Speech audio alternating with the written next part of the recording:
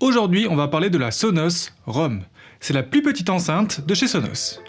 Mais elle a quand même l'avantage d'être à la fois compatible avec le Bluetooth et le Wi-Fi. Alors, quelles sont ses qualités et ses défauts? Et surtout, est-ce qu'elle est faite pour toi et tes usages?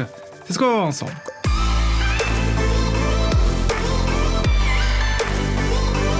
Bonjour à tous, c'est Kevin, bienvenue sur la chaîne e-Bordelais.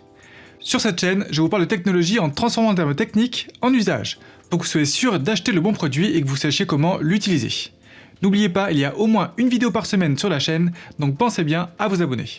Aujourd'hui donc, on s'intéresse à la Sonos Roam, bref. C'est un produit que j'utilise depuis plus d'un mois maintenant. J'ai pas mal bougé avec pour vraiment la tester dans différentes conditions, et donc voici mon test complet. Et on commence avec un tour du produit. Alors déjà, donc le moins que l'on puisse dire, c'est que le design il est vraiment hyper sobre, c'est assez minimaliste. Je dirais, après comme toujours avec les produits Sonos, ici on va pas avoir de LED qui clignote, on va pas avoir de couleurs dans tous les sens. C'est vraiment hyper simpliste. Mais personnellement, moi j'aime bien. Donc l'enceinte a une forme de cylindre un petit peu triangulaire, comme on peut voir là. Voilà, là il y a des petits patins, on peut la poser à la fois soit comme ça, soit comme ça. Là du coup c'est plus pratique parce qu'on a l'accès au bouton qui est sur le haut. Elle est vraiment très compacte. Si je mets mon téléphone à côté par exemple, donc c'est un iPhone 12 Pro Max, vous pouvez voir qu'elle est à peine plus grande que mon téléphone. Donc niveau portabilité, on en reparlera un petit peu après, mais voilà, c'est très bien. On va maintenant parler de la mise en route et de la connexion. Alors déjà il faut savoir que l'enceinte se connecte uniquement en sans fil. Donc on n'aura pas de mini jack et on ne pourra pas non plus utiliser le port USB-C qui est juste ici comme entrée son. Et ça c'est quand même un petit peu dommage. Donc ça veut dire que je pourrais pas brancher n'importe quoi en jack, ni non plus à m'en servir comme enceinte de PC, en filaire, en branchant avec un câble USB-C. Et chose en plus aussi à savoir, pour la mise en route, il faut absolument passer par l'application Sonos. Et ça on va pas se le cacher, ça prend un petit peu de temps quand même. Donc c'est typiquement pas le genre de produit qu'on va pouvoir sortir de la boîte et utiliser direct. Il y a un petit temps à faire en passant par l'application et surtout en la connectant au Wi-Fi. Mais vous verrez que ça vaut le coup. Il faut donc commencer par connecter l'enceinte à son mobile et pour ça il faut aller dans l'application Sonos. Heureusement, il y a une petite puce NFC sur l'enceinte, donc c'est assez facile d'appairer les deux. Le téléphone va maintenant pouvoir partager sa connexion Wi-Fi avec l'enceinte, et du coup l'enceinte se connecter au réseau Wi-Fi de la maison.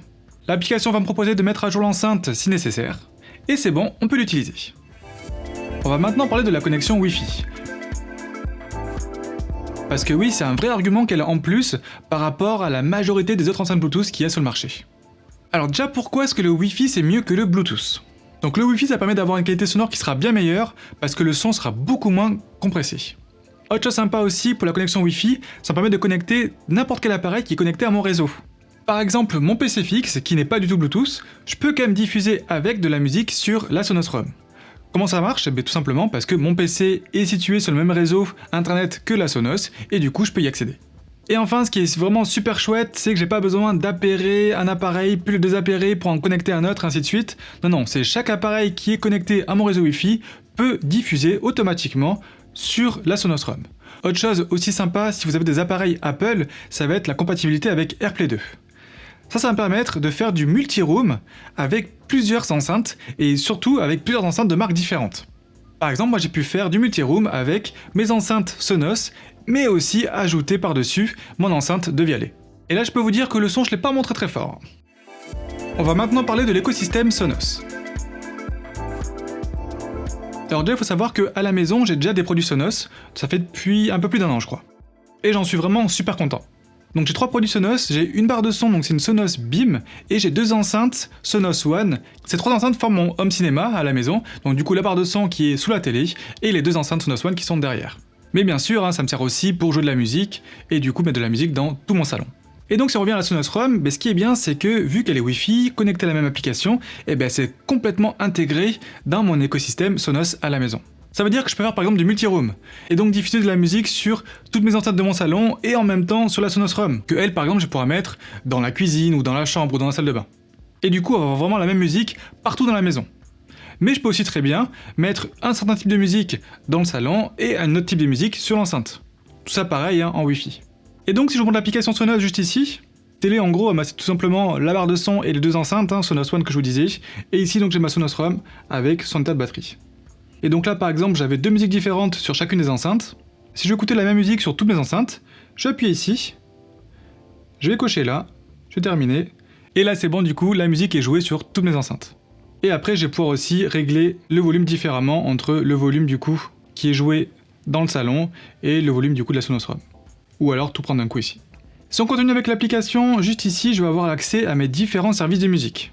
Donc moi du coup j'ai connecté mes différents abonnements que j'ai, donc l'abonnement Spotify, l'abonnement Apple Music, l'abonnement Amazon Music, mais après aussi on va pouvoir en ajouter.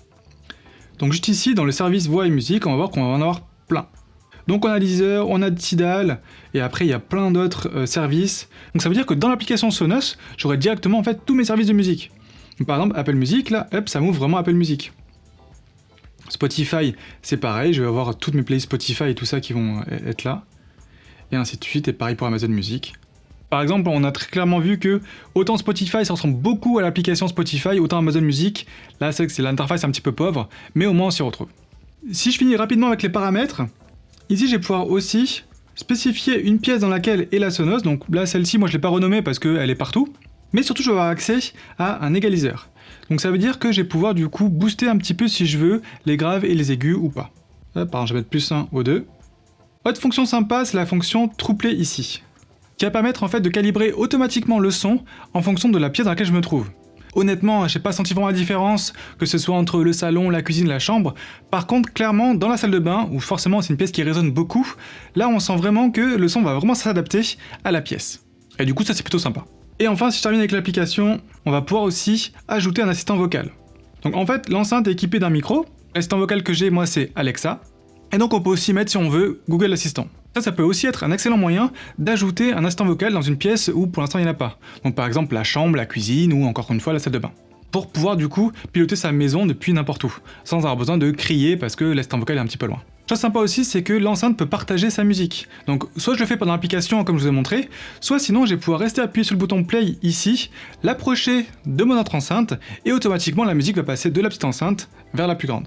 Attention par contre, il faut absolument que la musique soit diffusée depuis l'application Sonos. C'est-à-dire que si je diffuse en AirPlay automatiquement depuis une autre application, je parle par exemple Apple Music, là ça marchera pas.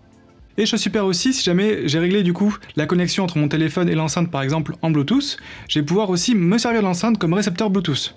Le reste de mes appareils Sonos ne sont pas compatibles Bluetooth, mais par contre l'enceinte peut très bien capter du coup le signal Bluetooth et le redistribuer après via Wi-Fi à toutes les autres enceintes. Par contre, il faut absolument que la ROM continue de diffuser le signal sonore. Je ne pourrais pas garder que mes autres enceintes sans la ROM, il faut absolument qu'elle aussi diffuse du son. Par contre, ce qui est assez dommage pour l'écosystème, c'est que je peux pas régler ma ROM comme mes Sonos One pour m'en servir en gros d'enceinte surround de mon système son de télé. Mais je pense qu'elle en était tout à fait capable, donc voilà, c'est un petit peu dommage. On va maintenant parler de toutes les fonctions du coup en extérieur, donc hors de mon réseau Wi-Fi. Alors je vous l'ai déjà dit, l'enceinte est aussi compatible Bluetooth, donc ça c'est chouette. On reste appuyé sur le bouton juste derrière, la petite LED qui clignote, et c'est bon, on peut appairer son téléphone. Chose dommage par contre, c'est que je peux appairer qu'un seul appareil à la fois, donc le Bluetooth c'est pas multipoint, donc si je veux appairer un autre appareil, il faudra enlever le Bluetooth sur mon premier pour l'appairer sur nouveau. En Bluetooth, en musique, pas de soucis, ça marche très bien, par contre pour tout ce qui est vidéo, et encore plus pour les jeux vidéo, j'ai remarqué qu'il y avait une latence. Donc en gros, je vais avoir un décalage qui commence à être un petit peu perceptible entre ma vidéo du coup et le son. Le son en fait va être un petit peu en retard par rapport à la vidéo. Pour de la vidéo, c'est pas très grave parce qu'on peut toujours compenser ce retard dans le logiciel. Par contre, malheureusement, pour du jeu vidéo, là, si on joue à un jeu vidéo un petit peu nerveux, on va le sentir. Bon, c'est généralement le cas, sur tous les appareils Bluetooth, il y a toujours une latence. La grande majorité des écouteurs Bluetooth que je teste par exemple, il y a une latence. Bah là, malheureusement, c'est le cas aussi. Niveau portabilité, c'est super, elle est hyper légère, elle est vraiment hyper compacte. Je l'ai amenée partout avec moi, donc que ce soit du coup en pique-nique à la plage ou en balade n'importe où. Chose hyper sympa en plus, c'est qu'elle est hyper résistante. Donc en gros là, ici, donc la partie haute et la partie basse, c'est des pads en silicone je pense, donc c'est assez mou, donc ça va bien encaisser les chocs. Et après ici, donc c'est du plastique aussi, mais qui est vraiment très solide, et surtout qui prend pas trop les traces de doigts, ça c'est chouette. Et vraiment, je l'ai pas ménagée du tout, elle a hyper bien résisté, à la fois pour elle-même, donc en gros, elle s'est pas abîmée, mais elle a pas non plus abîmé d'autres appareils que j'avais dans mon sac. Et surtout, elle est certifiée IP67, donc ça veut dire qu'elle est résistante à même une immersion dans de l'eau, jusqu'à 1 mètre de profondeur pendant maximum 30 minutes. Donc ça veut dire pas de souci pour la salle de bain. Je vous en ai parlé, vraiment je l'ai mise à côté de la baignoire, et pas de souci, même quand je me douche, il y a de l'eau partout, on s'en fout. Pareil aussi, on va le mettre à l'extérieur, au bord de la piscine, si jamais elle tombe dans l'eau, c'est pas très grave. Et qui veut dire résistante à l'eau, ça veut dire aussi résistant à n'importe quel autre type de poussière, de sable ou quoi que ce soit. Donc par exemple, pour cette photo dont je suis très fier, Je vous refais un peu la scène, j'étais comme ça, avec mon téléphone, en train de prendre une rafale, j'ai lancé l'enceinte, hop, j'ai pris ma photo, elle était super, sauf que à la retombée, je l'ai un petit peu raté, et l'enceinte s'est vraiment écrasée dans le sable, elle s'enfonce un petit peu, ça a fait un petit trou dans le sable, il y avait de l'eau dans le petit trou, donc voilà, donc elle a vraiment été à la fois trempée dans du sable et de l'eau salée. Ce qui est cool, c'est que juste en rentrant à la maison, juste elle a passé un petit peu sous l'eau au robinet, et du coup, tout le sable est parti, et le sel avec. Et ça, pour un produit nomade, c'est vraiment hyper rassurant parce que voilà, on sait qu'on peut l'amener partout. Et enfin, niveau autonomie, Sonos annonce 10 heures. Honnêtement, je les ai jamais atteints. J'ai plus eu du 7h30, 8h max d'autonomie. Voilà, c'est un petit peu faible. On aimerait avoir du 15h, voire 20h. Mais voilà, forcément, il y a des concessions à faire. Le produit est compact, le produit est léger, donc forcément, on peut pas non plus mettre une trop grosse batterie. Chose sympa par contre, c'est qu'on peut le recharger du coup par USB type C, mais aussi par induction. Et ce qui est bien, c'est que n'importe quel chargeur induction fonctionne. Donc là par exemple, j'ai un chargeur Samsung, hop, je le pose ici, et c'est bon, elle recharge. Donc ça, je trouve ça vraiment très bien. Dès que j'en ai besoin, hop, je la prends, j'ai pas un câble à décharger quoi que ce soit. Je vais la recharger, hop, elle est posée ici, et c'est bon. On va maintenant parler du son. Quand on tient compte vraiment de sa compacité et de sa taille, je dirais même que le son est excellent. Vous l'avez vu dans l'égaliseur, j'ai ajouté juste +1 pour les basses, +1 pour les aigus. Mais de base, c'est quand même déjà très bien. Et ce qui est chouette, c'est que même à haut volume, l'enceinte va pas saturer. On n'a pas un son non plus qui est ultra fort, il y a des enceintes Bluetooth qui ont beaucoup plus de puissance que celle-là, mais au moins le son est maîtrisé de 0% jusqu'à 100%. Et d'ailleurs, pour avoir vraiment le son le meilleur possible, il faut automatiquement passer au-delà des 50% pour avoir déjà un peu plus de basse. Voilà, en dessous de 50%, c'est vrai que ça manquait un petit peu de basse. Il faut savoir que l'enceinte intègre 2 haut-parleurs, donc il y en a un qui est dédié du coup au haut médium et aux aigus, et l'autre au bas médium et au grave. Et donc comme tous les produits Sonos, le son est vraiment équilibré, il n'y a pas vraiment de signature sonore particulière. Voilà, on n'a pas un max de grave ou un max d'aigus ou que des médiums, voilà. C'est vraiment assez plat je dirais, et après aussi pas de miracle, on n'a pas non plus des énormes graves parce que tout simplement il n'y a pas la place de mettre non plus un trop gros haut-parleur. Pour son format, c'est vraiment très bien niveau son. Chose à savoir par contre, c'est que le son est vraiment hyper directif, donc en gros vraiment on va entendre la musique très bien vraiment en face de l'enceinte. Et chose aussi à savoir, c'est si l'enceinte est située à votre hauteur ou à peu près, mettez-la plutôt debout. Si l'enceinte par contre est située en dessous de vous, donc par exemple si vous la posez par terre parce que vous êtes un pique-nique, la mettez-la du coup plutôt couchée, avec du coup les haut-parleurs qui seront légèrement inclinés vers le haut. Et du coup, est-ce que la Sonos Roam est faite pour toi? Alors elle ne sera pas faite pour toi si jamais tu veux une enceinte mobile puissante. Pour le même prix ou à peu près, tu auras des enceintes plus puissantes chez Ultimate Ears par exemple, ou même un peu moins cher d'ailleurs chez LG, la PL7 par exemple que j'avais déjà testé, mais tu perdras pas mal de fonctions et notamment toutes les fonctions Wi-Fi. Elle ne sera pas non plus faite pour toi si jamais tu veux l'utiliser comme barre de son pour regarder des films et encore pire pour jouer.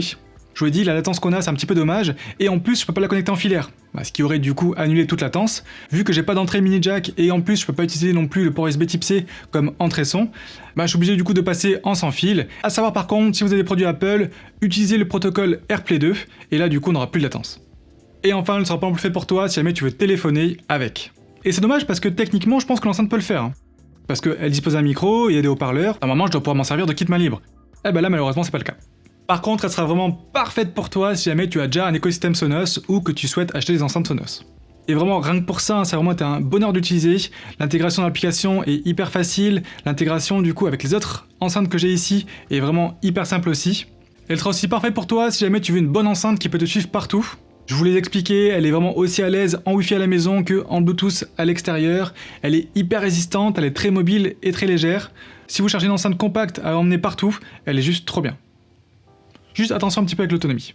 Et enfin, elle sera aussi parfaite pour toi si jamais tu veux ajouter un autre assistant vocal dans une autre pièce de ta maison. Et en plus, on a le choix, soit Amazon Alexa, soit Google Assistant. Et du coup, si la Sonos Roam vous intéresse, je vous mets des liens en description pour l'acheter au meilleur prix.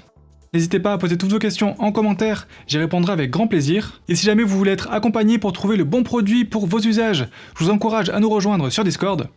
N'oubliez pas de laisser un petit pouce bleu si la vidéo vous a plu et vous a aidé, ça motive vraiment. Et nous on se retrouve très vite en live ou en vidéo.